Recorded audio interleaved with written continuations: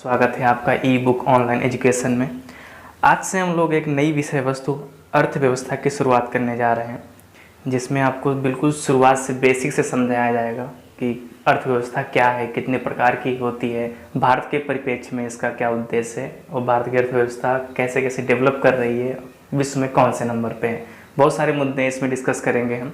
और अगर आप इस अर्थव्यवस्था की पूरी सीरीज़ को देखोगे बारी बारी से जैसे जैसे आता जाएगा, तो यकीन मानिए आप जो ग्रामीण विकास है उसको आपको अलग से नहीं पढ़ना पड़ेगा। ठीक है, जो आपका आगामी परीक्षा है उत्तर प्रदेश लेखपाल भर्ती, जो उसमें अलग से एक सेक्शन शायद आए ग्रामीण विकास, तो वो सब हम इसी में इंक्लूड करेंगे, इसी इसके साथ साथ पढ़ते चलेंगे, क्योंकि वो कुछ अलग सब्जेक्ट नहीं है आपका।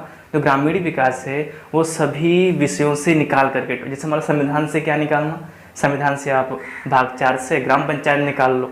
ठीक है, जियोग्राफी से क्या निकालना है, जियोग्राफी से आप फसलें निकाल लो, मिट्टी निकाल लो, नदियाँ निकाल लो, सिंचाई निकाल लो, ये ग्रामीण हो गया। अर्थव्यवस्था से क्या निकालना है, पंचवर्षीय योजनाएं निकाल लीजिए, कई सारी योजनाएं हैं जो वेलफेयर स्कीम है उनको निकाल लीजिए। तो इन सब चीज़ों को मिला करके आपका ग्रामीण विकास बनता है। तो सब कुछ हम इसी के साथ में कवर करते चलेंगे।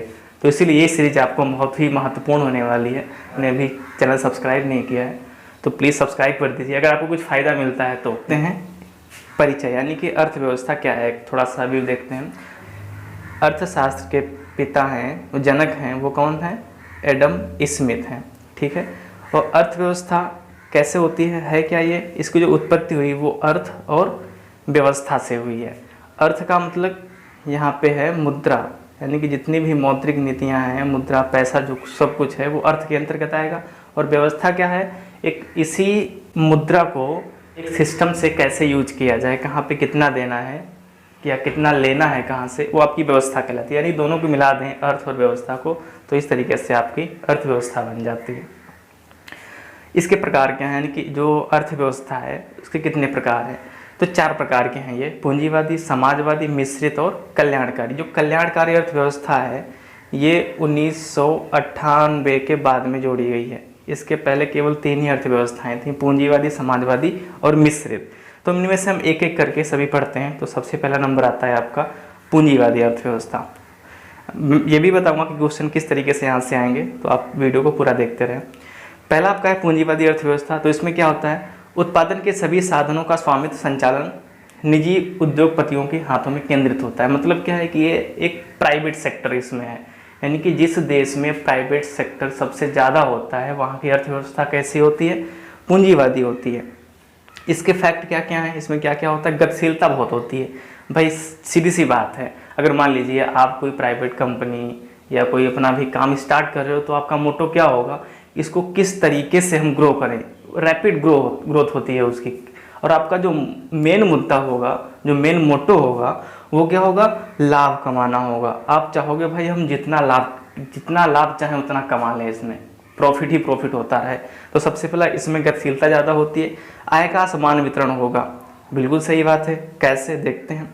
जैसे मान लीजिए 10 लोग हैं, 10 लोगों में से ए और बी 2 लोगों ने अपना काम स्टार्ट कर दिया, बाकी 8 लोग बचे, वो भाई काम तो इन्हीं के अंदर में करेंगे। भाई ये तो 2 मालिक बने बैठे हैं, जो 8 लोग बचे वो इन्हीं के अंदर में काम करेंगे और अपने हिसाब से तनख्वाह देंगे।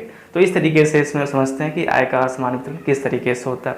कुछ देश हैं इसमें जहाँ पे पूंजीवादी अर्थव्यवस्था प्रचलित है। सबसे पहला जो अमेरिका है, उत्तरी अमेरिका, पूरे महाद्वीप में, तो वहाँ पे आपका पूंजीवादी अर्थव्यवस्था है, यानी कि प्राइवेट सेक्टर वहाँ पे बहुत ज़्यादा है। जापान, प्राइवेट सेक्टर वहाँ पर भी है, पूंजीवादी अर्थव्यवस्था। और जो ऑस्ट्रेलिया है वहाँ पर भी आपकी है। यानी कि आप देख पा रहे हो जितने भी डेवलप्ड कंट्री हैं लगभग, वहाँ पे पूंजीवादी अर्थव्यवस्था है। आगे आपका है समाजवादी अर्थव्यवस्था। अब नाम से ही लग रहा है सोशल, सामाजिक, यानी कि ये सभी के हितों को ध्यान में रख के ये बनाया गया होगा। यानी कि साधनों का आवंटन सामाजिक प्राथमिकताओं के आधार पर राज्य के द्वारा हो। अब यहाँ पे एक टर्म आया राज्य। ये राज्य क्या है, ये यूपी, एमपी और हिमाचल प्रदेश नहीं है राज्य। राज्य की ये परिभाषा आपको अनुच्छेद 12 में मिलेगी, संविधान के अनुच्छेद 12 में। और इसके अंतर्गत क्या होता है, इसके अंतर्गत आपका आएगा कि केंद्र सरकार के सभी कर्मचारी, चाहे वो भले चपरासी हो, चपरासी लेकर के एक IAS ऑफिसर तक, वो सभी राज्य के अंतर्गत आते हैं। ठीक है, तो वो राज्य है ये, यानी कि सेंट्रल गवर्नमेंट के अंतर्गत सभी जितने भी आपके फर्म हैं और लाभ की प्रेरणा ना हो, यानी कि इनका जो मुख्य मुद्दा होता है वो लाभ कमाना नहीं होता है, सभी की प्राथमिक आवश्यकताओं को पूरा करना होता है। अगर मान लो लाभ कमाने की सोचेंगे भाई तो सभी लोग भूखों मर जाएंगे। जैसे आप भारत में ही देख लीजिए, वर्तमान में लॉकडाउन चल रहा है तो सरकार सभी को खाने के लिए अनाज दे रही है, सब कुछ फ्री में दे रही है ना। अगर यहीं पे लाभ सोचे भाई पैसे लेंगे तो बेचारे पैसे जो मजदूर बाहर पड़े कहाँ से पैसे देंगे वो। तो इस तरीके से जो समाजवादी अर्थव्यवस्था है वो लाभ की प्रेरणा ना रख करके सामाजिक प्राथमिकताओं पर ध्यान देती है। ठीक है, बहुत सारी योजनाएं चलाई भारत सरकार ने।